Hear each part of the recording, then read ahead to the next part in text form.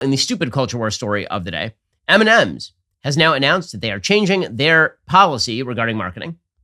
They put out a statement yesterday. This is actually pretty hilarious. Essentially, there are enough people on the right who are making fun of them for their dumb marketing campaign. They're pulling their marketing campaign. They put out this message yesterday, quote, "America, let's talk. In the last year, we've made some changes to our beloved spokes candies.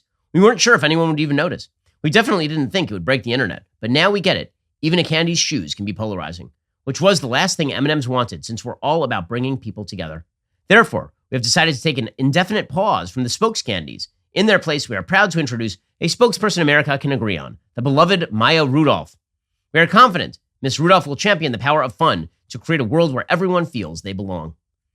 So just to review here, basically M&M decided that they were going to make some of the female candies look fatter so they wouldn't body shame women or something.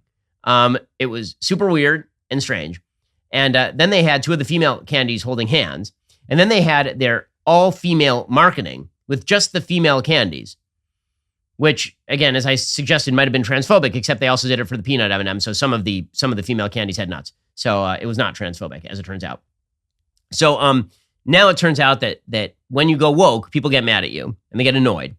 And people on the left now, they're making a big fuss out of this. Oh my God, I can't believe that M&M's caved to this. Why did the right even care about this? Once again, this is a case of face tattoo syndrome. Face tattoo syndrome. You change your entire marketing strategy in order to please people on the left. People on the right notice, and you get mad at people on the right for noticing.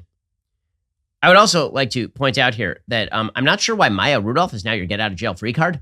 It's kind of a weird one. Maya Rudolph is funny. I like some of her work, but is she like the new corporate fixer? So next time you're running a car manufacturer and things just start setting on fire, it's like, get Maya Rudolph's agent on the phone. Get her on there right now. You're like, who? The lady from the good place, that lady. Get her on the phone right now. She's the only one who can fix this.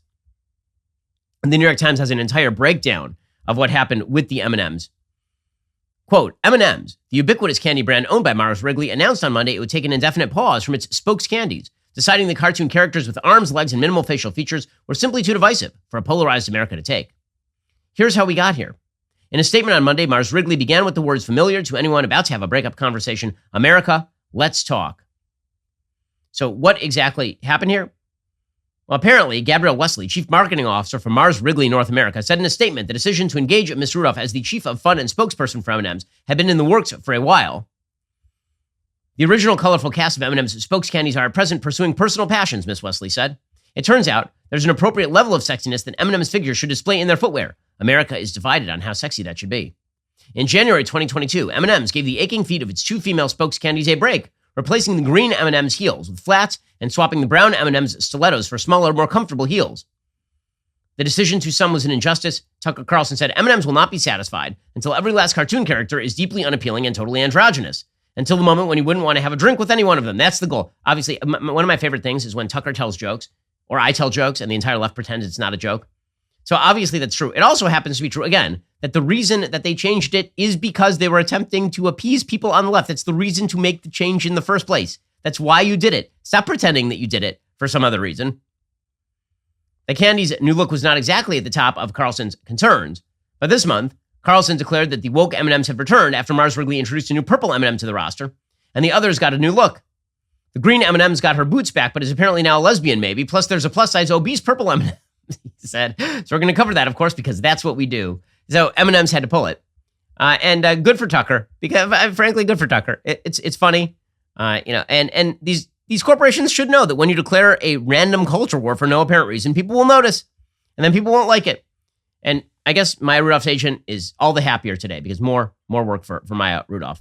We'll get to more on this in just one moment. First, bad news for all of us. We are all going to die. I know, a dark thought here, but this is why you need life insurance. It's just the responsible thing to do. And here's the thing. Your employer insurance is probably not going to cover you very far. And if you lose your job, you lose that employer-based life insurance. So if you have a family the way I do, you owe it to yourself to head on over to PolicyGenius.com. Policy Genius gives you a smarter way to find and buy the right coverage for you and your family. Policy Genius was built to modernize the life insurance industry. Their tech makes it easy to compare life insurance quotes from top companies and find your lowest price. With Policy Genius, you can find life insurance policies that start at just $17 per month for $500,000 in coverage. Policy Genius's licensed agents can help you find coverage options in as little as a week. There are no added fees. Your personal information remains private. No wonder they have thousands of 5-star reviews on Google and Trustpilot. Your loved ones deserve a financial safety net, and you deserve a smarter way to find and buy it. Head on over to policygenius.com/Shapiro or click the link in the description. Get your free life insurance quotes. See how much you could save. It is just the responsible thing to do. You got to make sure your family is taken care of in case, God forbid, you're hit by a falling plane. Head on over to policygenius.com/Shapiro. Get the life insurance you need. Also, I'm wiped. I got to tell you, I am just exhausted. And this is why I am just operating almost solely at this point on Black Rifle Coffee. Black Rifle Coffee Company is on a mission to build a support network for veterans, first responders, and law enforcement by serving you the best coffee you've ever had. Thanks to your support, that dream has become a reality. This year alone, Black Rifle Coffee donated over 120,000 bags of coffee to veterans and first responders while expanding their own team of active duty service members, veterans, and veteran family members. If you want to continue supporting this unbelievable company, head on over to blackriflecoffee.com. Use promo code Shapiro at checkout for 10% off your purchase and your first coffee club order. Again, head on over to blackriflecoffee.com. Go check them out right now. Black Rifle Coffee is roasted by a veteran-led team of brilliant coffee graders here in the United States. Their coffee is one of a kind, but it's your support that gets gear, funding, and supplies into the hands of people who need it. Head on over to blackriflecoffee.com. Use promo code Shapiro for 10% off. Again, head on over to blackriflecoffee.com, code Shapiro, 10% off. And you can also find Black Rifle Coffee in grocery and convenience stores near you. It's the best coffee in America. Head on over to Black Rifle Coffee, America's coffee. Okay, meanwhile, Joe Biden is attempting to redirect his administration. He has made some changes internally to his administration. You'll recall, we talked about him dumping his former White House chief of staff. They're saying that it was Ron Klain deciding to leave. That's probably true. But the new person who is coming in is Jeff Zients. Jeff Zients was the COVID czar. You'll remember him from, you're about to have a winter of death, discontent, despair, suffering if you're unvaccinated. That actually did not happen. According to Politico, a longtime corporate executive, Zients had no public health experience and little in the way of expertise in fighting pandemics. He ended up as the White House COVID response czar anyway. Because why the hell not? Let's get Jeff in here. He doesn't know anything. He led a sweeping governmental effort to rein in the virus. Fail. Spearheaded a complex national campaign to vaccinate the vast majority of the nation. Kind of fail. Ultimately chartered a path for the nation out of a once-in-a-century health emergency. Giant fail. You guys still can't decide whether you have a pandemic on your hands or not. It set Zients, who wants internal praise for his managerial prowess, on course for his next high-profile job as Biden's newest chief of staff. As Biden's top aide, Zients will now be expected to bring his logistical and organizational expertise to a West Wing facing another inflection point. So Zients apparently is going to try to figure out what happens next. But we should point out that the virus is still killing like 500 people a day. So excellent job there. Also, you have totally undercut whatever faith anybody had in the vaccine in the first place by fibbing and fibbing and fibbing again. You have undercut the faith of the American people that you're actually going to be honest about how exactly you go about quashing the virus. You're just going to lie to the American people. So, well done to Joe Biden. Joe Biden appears to be getting actually a little bit more radical over time. So he thinks that one of the reasons he did fine in the election cycle is because of Roe versus Wade being overturned. There's some evidence to this effect. There's some evidence that in Michigan, for example, where the possibility of a serious abortion restriction was on the ballot, that may have driven Democrats to the polls. It's one reason why pro-lifers, there's some divisions among pro-lifers about the strategy to actually utilize in pursuing the most pro-life position. I'm as pro-life as it gets. I am pro-life from point of conception. When it comes to the strategy that needs to be used in order to achieve the most saved unborn children, however, you have to take a look at the various states and look at a different strategy. If you're talking about Mississippi or Alabama, you go for broke. If you're talking about Michigan, what you're probably going to have to do is the same thing that's done in states like Florida. States that are more purple are going to have to incrementally push back the time of abortion and get people used to the idea that abortion is unthinkable at this time, and then you gradually move the time back. If you go for broke right away, you end up with a snapback effect in which the left ends up getting what it wants and legalizes abortion all the way up to a point of birth, which is essentially what happened in Kansas. In any case, Joe Biden thinks that he has the upper hand on abortion, which I think is rather doubtful. Yesterday, he tweeted out about Roe versus Wade. He suggested, of course, quote, "Today should have been the 50th anniversary of Roe versus Wade-a-boo.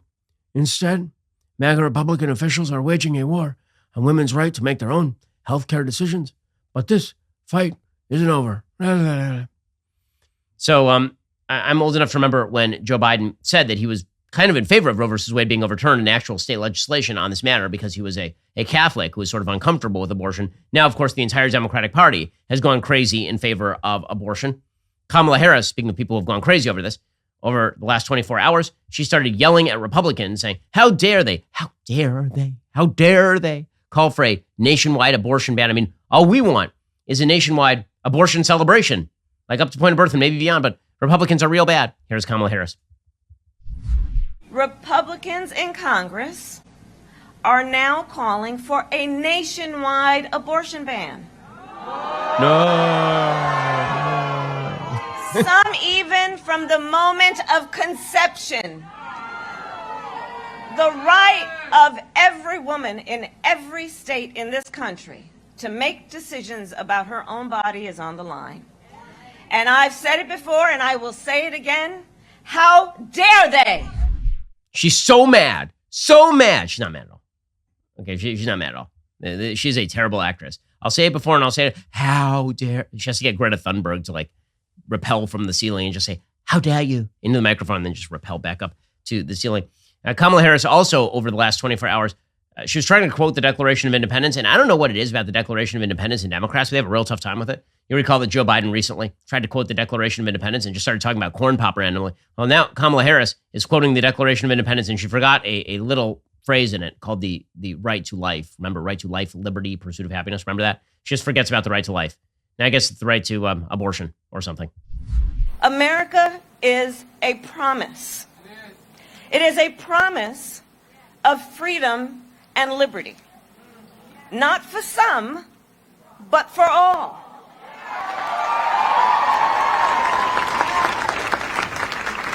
A promise we made in the Declaration of Independence, that we are each endowed with the right to liberty and the pursuit of happiness.